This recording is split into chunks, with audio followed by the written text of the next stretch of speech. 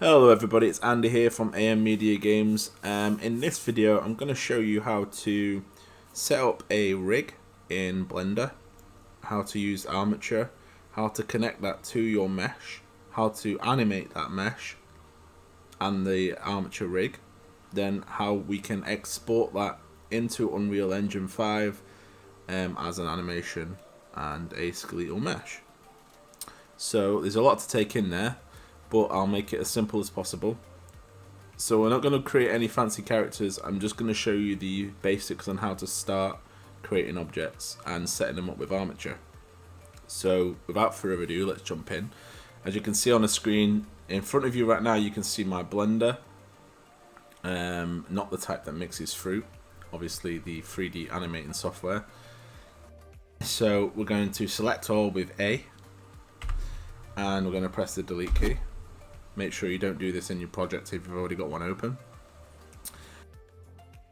And then we're going to add a cube. So we're going to do Shift A. I'm going to Mesh and Cube. Excuse me. It wouldn't be one of my videos if I didn't cough. So then we're going to do G and the Z key. Hold Control. We're going to move that up so we get it nice and flush with the ground plane, I suppose. And then what we're going to do then is we're going to select this top face. So we're going to go into edit mode, so you can see from my key visualizer here. So we're going to press tab key and then press the 3 key and then select face. So that's this one here. And then G and Z to move that up. I'm going to move that up and have it so it looks like this. So G and Z, move it a little bit higher. So then we have our first section or piece of the leg or arm or mesh, in a sense, whatever it is you're creating. And then we're going to select this, and then we're going to press Shift and D to duplicate that, and then move it up on the Z axis, hold the Control key just like this, and then we can do Shift and R to duplicate the action. So we end up with a tower of rectangles.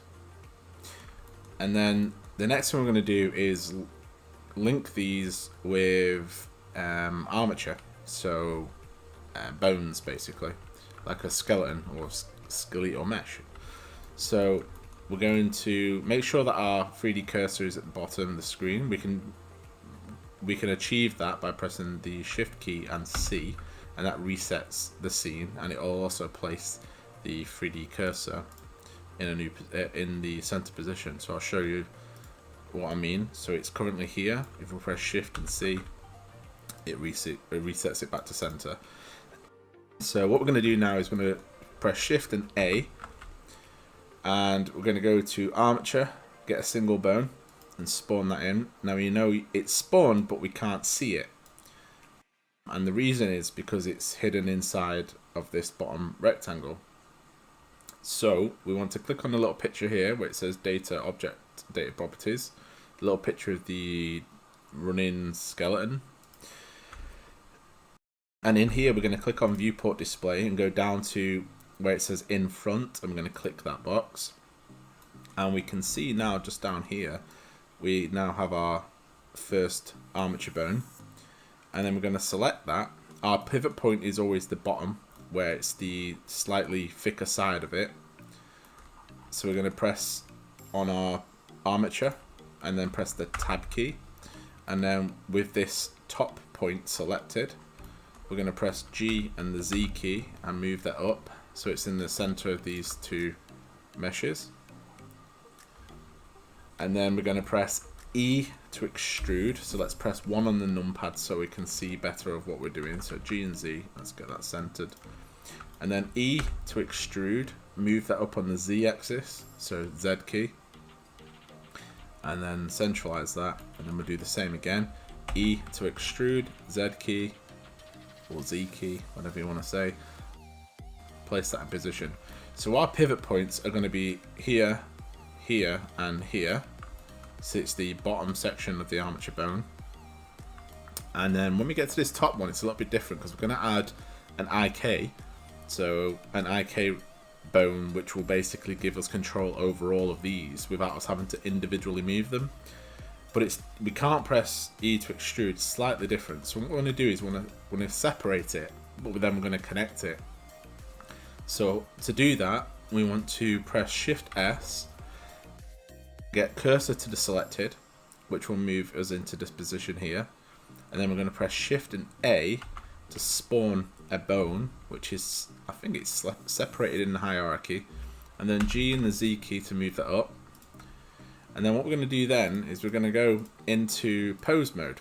So we come out of the edit mode back into object mode. There's a lot of switching of modes. And then we're going to click on our armature, so it should highlight all. And then we're going to press Control key, as you can see here, and then the Tab key. And this will take us into pose mode. We're going to select this top bone or armature, and then we're going to Shift left click on the one below, and then we're going to go up here where it says pose, and then we're going to go down to where it says inverse kinematics, and then we're going to go to add IK to bone. Then we're going to click to active, and then left click on our IK bone, and then when we press the G key and we move this, we'll notice that this is now moving all together. This is a really great way to make things like tentacles on walls or arms reaching out in horror games, anything like that. So you can do really cool things with this. Robotic arms, you can create spiders, monsters, humans, any creature you want. The only limit's obviously your imagination, and never use your ability to use something as a limit, because you can always learn. So now that we have that set up, we've got a problem. These move perfectly fine, you know, like a bird feeding on insects there. But the problem we got is that the meshes behind aren't connected to the bones. So to achieve that, it's a slightly different process. So what we're going to do is we're going to select our bottom one. So we make sure we're in pose mode. We're going to click on this bottom bone here, and then we're going to press Control and Tab, which will bring us back into object mode. Now, Blender will remember the last bone selected in pose mode, so this one here is actually highlighted, we just can't see it. So then we're going to press left click on this mesh, and then we're going to shift and left click on the armature, and then we're going to hold Control and press P, and then we're going to parent that to that bone. So now this mesh is parented to this bone. Wherever that bone goes, this mesh goes too. So we're going to do the same process and repeat this as we go up. So we're going to select our armature, Control Tab, select the bone, Control Tab, select the mesh, Shift, select armature, and then Control P to select the bone, to parent to the bone. My apologies. Now, the last one, same process. Select the armature in object mode, so all of it's highlighted. Hold Control and press the Tab key. Select this final bone, which is coloured in like a yellowy green. And then we're going to press Control again, press the Tab key. Select the mesh first, then the bone armature, and then hold Control and press P, and then we'll do bone. Now, if we go back into pose mode, click on our armature, Control Tab, select our IK bone, press G, and then when we move, the mesh will move in place with it. Now, if we want this bottom one to be still, then what we need to do is we need to add this to the chain, and then we can select this bone and lock its axis points. So what we can do is we can select this one. We can go to our chain length. Now it's 2. So 1, 2.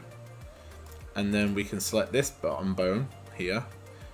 We can go to inverse kinematics, and we can lock these axis points so it can't move. So then when we go to this top one and press G, now you notice that the bottom one won't move, but the one above and the top one will move around it. So you can do the same with this. You can lock it on the Z-axis, and you can do the same with that one. You can do lock it on the Y instead, or you can do lock it on the X-axis, so it will move but it can't rotate the other ways. But that's how you do that anyway. So if you now select this top one, and we add an IK for a few reasons, gives us better control over our armature, but if you select this top one and you move it into a position and you don't quite like it there, you can then select that bone, press Alt and then the G key, and it will reset that position for you, so you can then start again. So let's animate this, and then we'll export this into Blender. So what we're going to do is we're going to select our top IK bone, and we're going to add a keyframe in. So we're going to press I, and we're going to insert a, let's do a location and rotation. You can see here now on our location and rotation, so in our bones panel, we can see here that it's now added a keyframe. So if we move this to position 100 and we move our IK rig down like this, and then we press I and then insert a location and rotation, when we move the time frame back, we get this really cool fluid motion, like a robotic arm moving. Now we can make the animation better if we go to our frame rate and select this to 60. You can see that it's a lot smoother.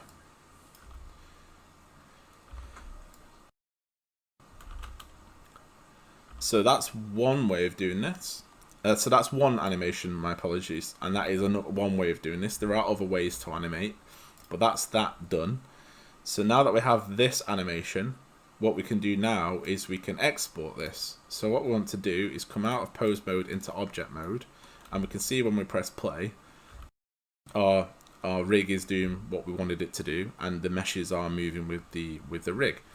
So what we want to do now is we want to press A to select all, and you make sure that your armature and your meshes are selected. We're going to go to File, we're going to go to Export, we're going to go to FBX. In here, what we want to do is we're going to give it a name. So this is going to be my tutorial rig, and we're going to go to selected objects, leave these as default. I'm going to go down to where it says Y up and change that to Z up. And we're going to go to Armature, uncheck Add Leaf Bone, because we don't want Unreal to add a leaf bone to the bottom of the mesh. And then we are going to go to Geometry, and we're going to go to Normals to Face. And then we're going to copy this, so Control C, and then export this. So we know it's in my documents, export, and then into Unreal. So I've created a tutorial folder for this specific purpose. So you want to go to wherever you want to save yours, and then create a folder, and then go to import this, there we go. Okay, so import, and then if you go into our anim, there's our little tiny arm. Let's get that a little bit bigger, and then when we press play, we have our animation, which is playing perfectly. Okay, so now we want to add another animation to this. So let's turn off looping. Let's press stop, and now we have this mesh in, and we want to go back into Blender. Let's close this. So in Blender, we want to select our rig, and we're going to pose mode. We're going to delete these. In fact, no, we're going to reverse these. So let's pull that to 30, pull this one to 100 and then bring that to 0. So then this will play in reverse, right? So what we want to do now, this is a new animation we've just created. So we're going to go to File, Export, FBX, and this, we're going to rename this to Reverse. So now Unreal will know that this is the same skeletal mesh, but we've exported a new animation for it. So we click the, let's copy that. We click the export button, keeping the same original settings that we changed it to, making sure that Armature has no leaf bones added, and then click export. Then back in Unreal, if we go to our folder, we go to import, we see we have reverse. So we click on that, open, and it knows here it's selected our tutorial rig skeleton, and then we're going to click import. And what that means is it's added our new animation we can see here, but it hasn't overridden any of the other files. So then when we add this one into the scene, which is our tiny version, we're going to get the scale of this one. So let's copy the scale for this one. And then when we press play, let's make sure looping's on. We've got the two animations playing. So that's how you use Blender to rig and animate and keyframe and then export into Unreal, and that's how simple it can be. So if you need any more help on this, it's fine, ask away in the comment section. That'll be it for this video. I will be following up with more tutorials on rigging and animation in Blender, and yeah, and how to add sound effects and stuff like that. So yeah, so that'll be it for this one. If you like this video, click the like button. If it's helped you out, obviously consider subscribing. It really helps to support the channel. It helps me as well, and it helps the channel grow. So I appreciate all of you for watching. Thanks very much for your time. Take care, and I'll see you in the next one. Bye bye for now.